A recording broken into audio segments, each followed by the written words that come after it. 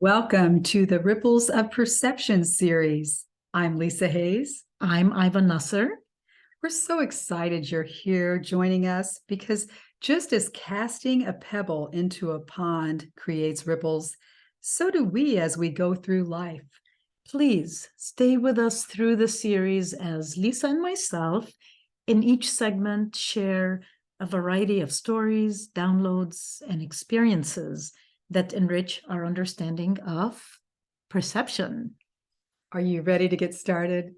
More than ready.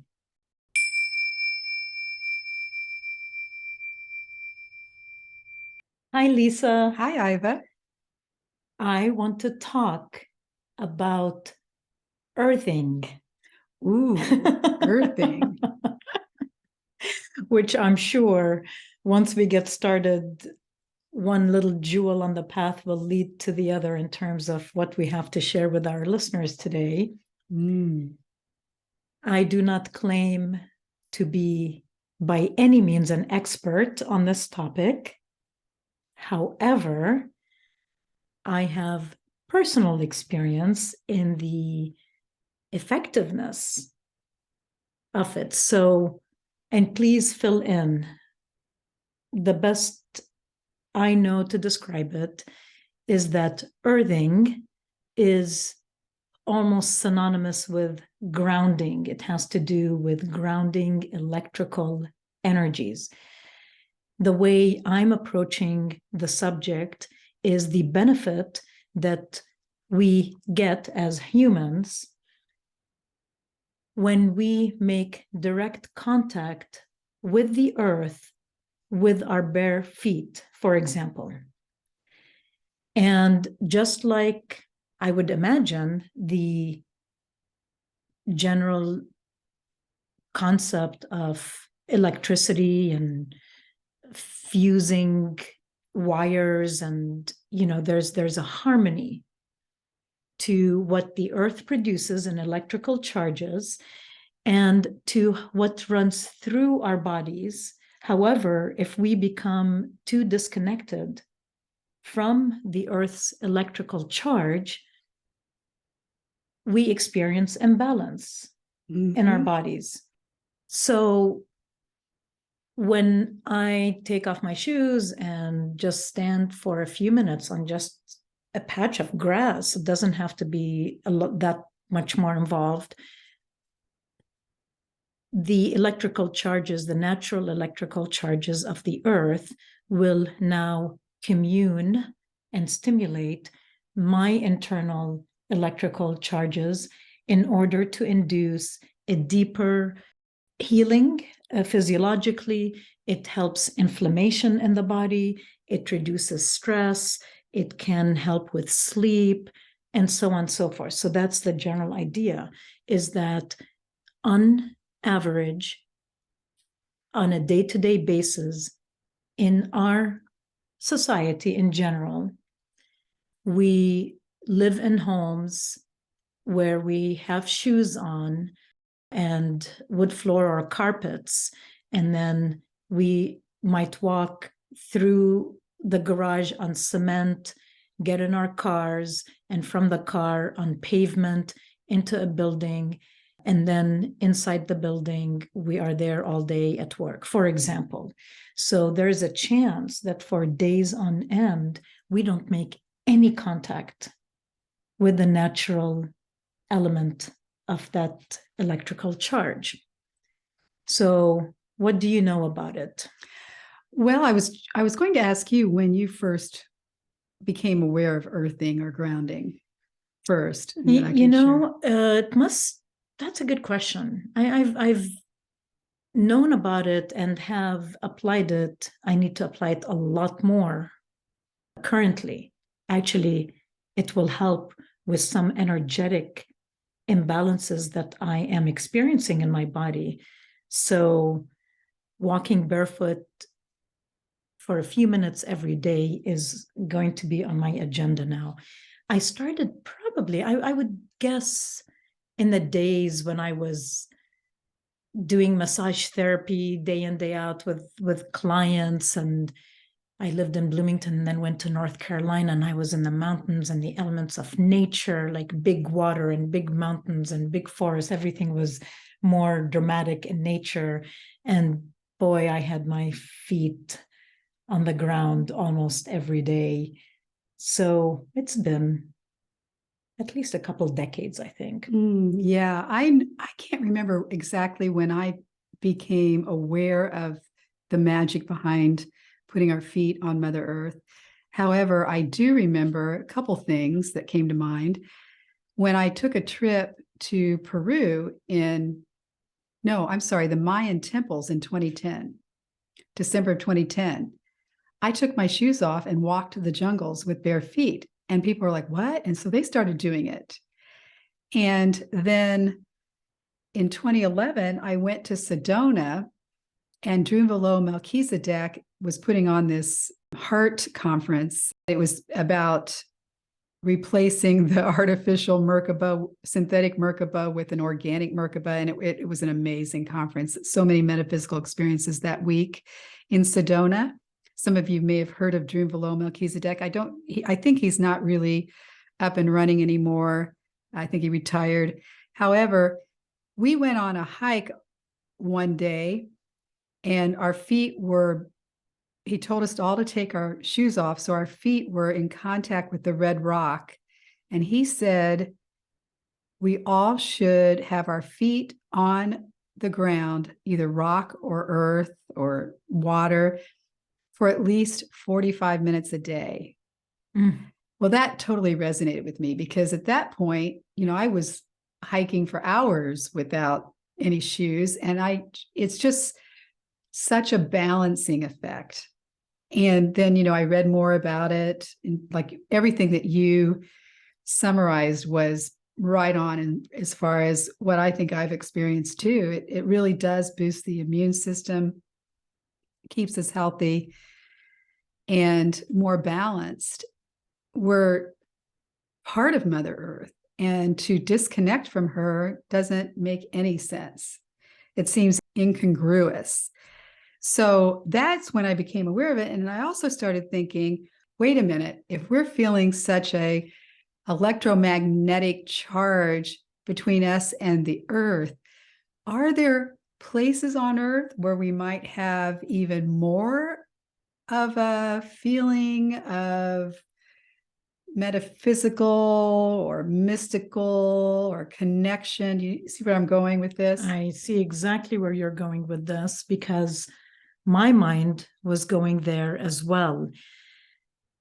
I know we both have traveled and have either come upon some of these sacred spots along our travels.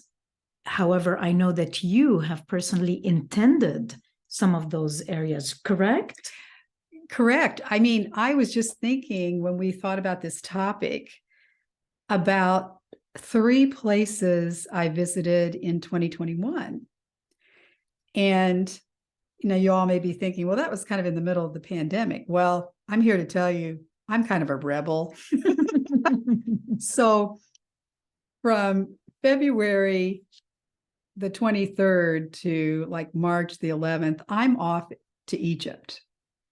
Okay, this is 2021. And then in June of 2021, I go to Serpent Mound in Ohio. And then in August of 2021, I go down to Arkansas to a sacred spot that I typically visit a lot, Collier Springs in Ouachita National Forest. So I'd like to just do a short snippet of some of the metaphysical experiences in those land areas. Please do. That it seems like a trinity of events, February, June, and August of 2021. And I hadn't really put it together, and I'm getting kind of chills now until we just started talking about this subject, that these 3 things happened in 21. So Egypt, off I trot to Egypt, whatever. And it was beautiful, Iva, because no one was there. Okay. Only like 5% of the crowd that's normally there was there. So we had the whole place to ourselves. Okay. Well, when we got to Luxor, Egypt, I mean, the pyramids, I had metaphysical experiences at the pyramids too. I won't go into that, but I wanted to talk a little bit about when we were at the Ptah Chapel in Karnak in Luxor, Egypt. We got to be in front of Sekhmet. Now, she is the lion goddess. Spell that. Sekhmet. Sekhmet. Okay.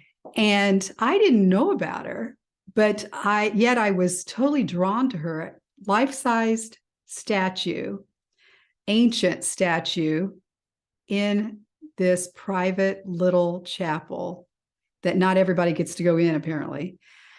And like I said, in the Ptah Chapel in Karnak in Luxor, Egypt. So I get in front of her and all of a sudden I'm feeling this connection. Now, the land amplifies it, right? So we have these, I feel like there's a being inside the statue. Mm-hmm. And so I'm connecting with her and I all of a sudden heard her give me directions on a certain breathing and motion with my hands and what I wanted to kind of say in a whispering tone. And this huge heart connection between the statue and me happened. And my heart activated like I've never had it activate before. And I've had some activations. I've had golden beams come in my heart and all that stuff in the past. This was a huge activation. I had no idea that Sekhmet facilitated that until later when I got home. And the reason is she starts with the heart and then goes through the hands. I did not know this. Get this. The day after, I was invited, one of the gals from Zurich, Switzerland, had a really great breath work practice called Breatholution. And I actually interviewed her on my YouTube channel. And she invited us all to, like, just out of a gift of hers, 2 hours of breath work. I said, I can't do a huge breath work for 2 hours. Well, it turned out I did it for a little over an hour, which was amazing. And she said, now, Lisa, not everybody, and not every time you do this, are you going to receive this gift. You received this amazing gift. I was basically feeling, after probably 45 minutes of this breathing that she taught us, and we were outside in this beautiful area of this resort outside. There were probably 20 of us, and we're all individually doing our thing. And she's going around coaching us. And I'm like making all these gyrations because there's so much energy going through me. And she keeps coaching me to go further and further. And I'm like, I don't know if I can handle all this energy. Well, by the time an hour went by, I sat up and put my hands out, and I could feel energy coming out of my hands 5 or 6 feet out. How does this happen? So I go back and I did some research on Sekhmet, and she works through the heart and then it goes through the hands, like healing hands. So that's kind of a long story on that. I'll be a little quicker on the Serpent Mound in June of 21. And this was actually 6/21/21. The solstice was on the 20th, but the next day, after visiting the Serpent Mound and everything, I saw a triangular golden capstone flying into the the triangle part of the serpent underneath the oval. And I have felt that there is a golden serpent under the earthwork Serpent Mound in Ohio. I felt that for years. I've visited Serpent Mound maybe 6 or 7 times over the last 10 years, 15 years, whatever. And I really am drawn to Serpent Mound. I felt like, and still do, that the energy there it's not activated yet. It's still a little dormant, but I feel like it's starting to activate. And this pyramid, like golden capstone thing that went into the triangle below the oval at the top of the serpent, I feel like that meant something. What it really means, who knows, or will be told later. Does that, you picking up anything on that? Well, before that, I wanted to ask you, Serpent Mound earns its name from what? Like what is Serpent Mound? Okay, good question. Serpent Mound is an ancient earthwork, and we in America have had a plethora of earthworks destroyed over the years. Lots of mounds in Indiana, Ohio, and along the Ohio River that have been destroyed through the years. There are still some left. And you and I went to the Mound State Park. Yes, up in that's Anderson. right. Yeah, Yes, and that's yes. a very ancient, old, mystical mounds. Serpent Mound is a mound, yet it is shaped like a serpent. It's uncanny. And you can't see it unless you're at an aerial view. So there are lots of theories on how old it is, who maybe made these mounds. It's not the only serpent mound in the country, yet it's there. And you always wonder what's going on.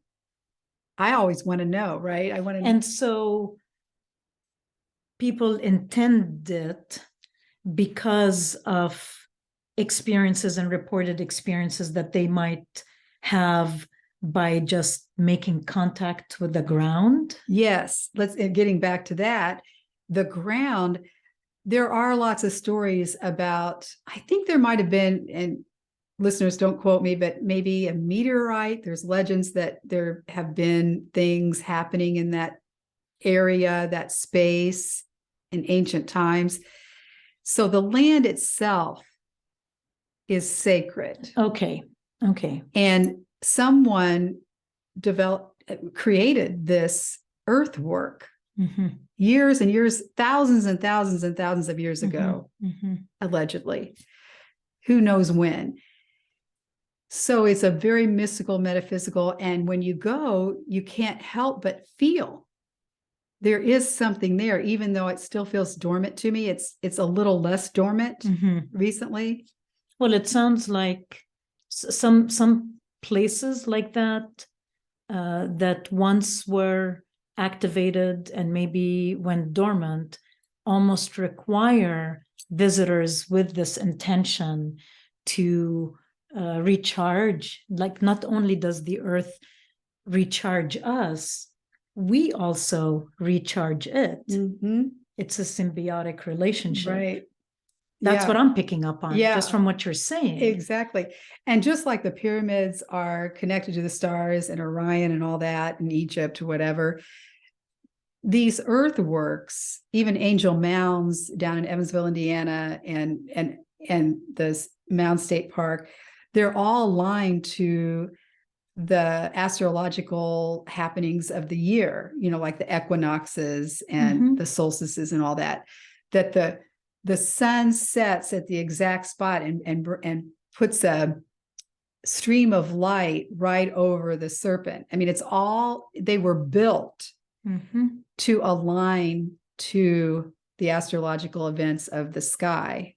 Well, much like different sets of pyramids around the world, not just the ones in Egypt. I mean, there's story upon story and so many of these sacred sites, how exact the placement is, the design, and then the experiences that people have. And a lot of these locations have been studied and researched, and different scientific testimonials, I guess, that confirm that there is something that happens, that there is an energetic exchange a lot of times that creates healings and miracles, really. I agree. And the serpent has gotten a bad rap in our culture. A lot of people are scared to death of snakes. And, the biblical story of Adam and Eve and the serpent. However, in ancient scriptures, the serpent is a mystical benevolent being that helps transform us. It's the Kundalini energy. And so it's an entity to embrace and partner with and co-create with. You don't need to convince me. So it's just a phenomenal experience to go to one of these and say, how did this get created? If in fact we buy into the notion that we only had rudimentary chisels and shovels or whatever, and we didn't have airplanes or spaceships. I mean, you had to have had all that in order to create this. Well, that opens up another conversation. Yeah. Have we had presence and contact right from other things in this universe that helped in the creation of some of these sites? And sometimes things are hidden in plain sight. And I feel like Serpent Mound is one of those. So and I invite the listeners to hop on over if you're close by to Serpent Mound sometime. It's a great little space. It's not really, I don't think it's part of any historical preservation yet, but they are, I think, trying to get to that because it was a sacred space for the Native Americans. So we'll see what happens with that. But yet it is definitely is a place to go on the June solstice. It's a fun time to go. And then the third thing I wanted to mention was on August the 13th, Friday, August the 13th, down in Collier Springs in Arkansas in the Ouachita National Forest, Collier Springs, a very mystical spot, and it has the best headwater in the world.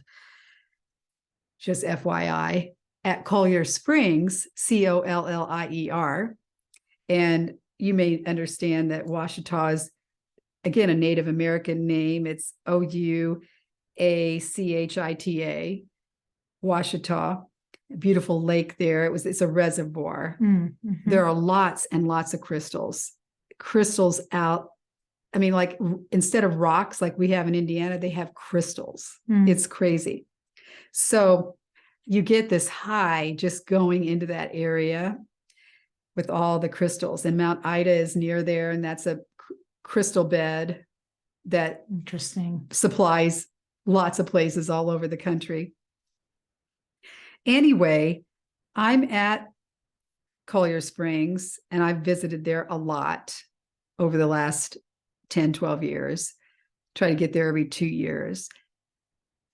Had some other experiences I won't go into today. However, I was just thinking about these three things that happened in 2021, and I'm with my niece, and she's driving the car as we leave, and I'm all of a sudden in a space where I feel like my mind is completely clean.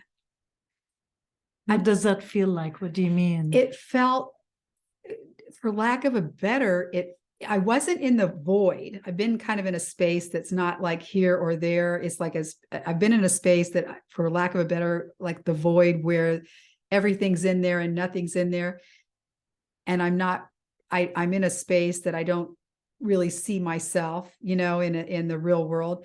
I'm in the real world. I'm in the car. In this experience, it's different than the feeling of the void. And all of a sudden, I'm so relaxed. I've had these crystals going through me, I guess, in the air and this land, and just the metaphysical experiences, just being barefoot in the spring for an hour. Talk about grounding. Yes. And I was at such peace. I realized, and it didn't last very long, maybe a minute, maybe 2 minutes. It's hard to know the time, but long enough for me to realize that my mind was clean. There were no thoughts in it from the past or the future. The only thoughts that were in it were just looking at the beautiful trees and remembering they were trees, or just being aware of being in the car. It was the thoughts were only in that moment. I wasn't able to access any past thoughts or future thoughts. It was just those simple moments in the moment, those simple thoughts in the moment. If I touch you right now, will you give me some of that? No, I want it all the time. It's like if we just walk around like that all Look, the time. my hand is on your shoulder. I'm going to keep it there the rest of the conversation. I know. It was such a freeing, peaceful, beyond what I can describe, joyful, clean. Can't explain it any other way. It didn't last too long. Well, we don't experience things like this, even if it's a fleeting minute, and not carry the imprint of it eternally. That's my penny's worth. I like that. I like that. So the point is, a lot of times with any experience we have that fits on the spectrum of unusual healing, completely clearing, any of that, the imprint, we're encoded. Then the question becomes how to sustain, how to access, how to share, etc., etc. Which is what really these sacred sites offer us. Very generous energy that keeps on giving. And whatever source these sites are connected to is also just as generous. And whether the source of that generosity also depends on the openness and the availability of our light and our open hearts and so on and so forth. If that generosity depends on our generosity as well, then this is maybe the topic as much as the wonder of these sites and how nice and powerful it is to visit these sites, that it's ultimately about our relationship with them, which there are so many different experiences. I've heard people talk about different parts of the world, and some who were maybe in Jerusalem, and there's a statue of Mother Mary who always physically sheds a tear, and people go and make offerings and heal, and just so many. The list is actually quite substantial. If any of our listeners have stories to share, we would love to hear them. Or just research, just be curious about what's in your backyard, patch of grass, what's local within a few hour drive, like Lisa was talking about, and then what's a plane ride away. Mm-hmm. And we could perceive any area to be sacred. It's all about our perception, ripples of perception. However, as we've said in our previous segments about connections within the body or relationships, if we co-partner with people to help facilitate or amplify, and then it becomes more accessible somehow in the moment. It's easier. Well said.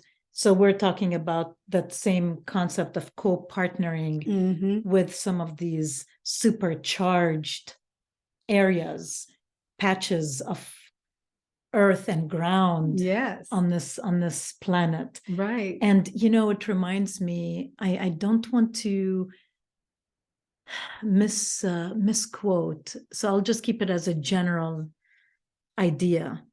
I lived in the mountains of North Carolina, and there was an area in the mountains where I observed that actually a lot of healers and psychic teachers and of the like lived, and they were from different parts of the world. And I became curious, like, why are they all mainly living in this area? And come to find out that there's a lot of rose quartz deep, deep in the ground.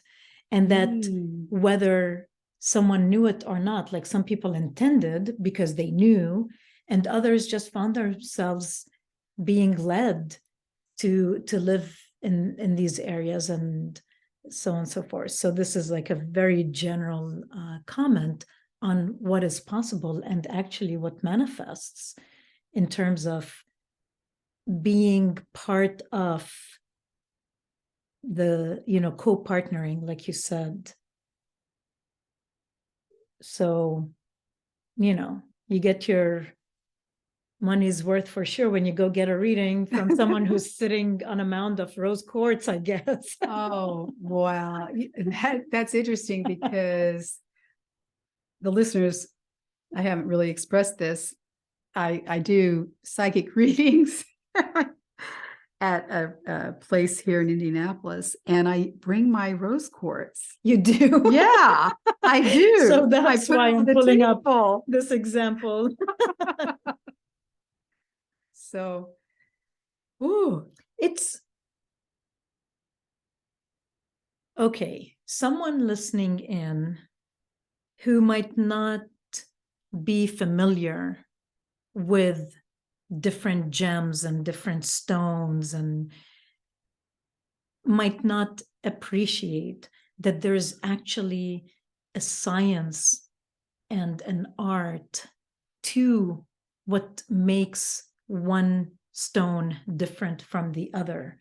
Its frequencies and vibrational energies, and that again, it's a partnership. They avail a certain harmony to us as we are initiating a clear message or passing on that harmony to another. So it's not just a poetic experience, it's not just symbolic and just pretty. There's power to it. Again, and all those gems are from Mother Earth. Exactly. So it's like facilitating that grounding, that connection, that earthing. And where did Mother Earth get them from? Again, it's that spiral. That's, when I was talking a minute ago about the generosity of what a rose quartz gives. Well, Mother Earth was generous also to give it. Who was generous? What was generous with Mother Earth in the first place? How far out into the reaches of the universe and galaxies do these things go? How, where, what? I mean, I don't know. It's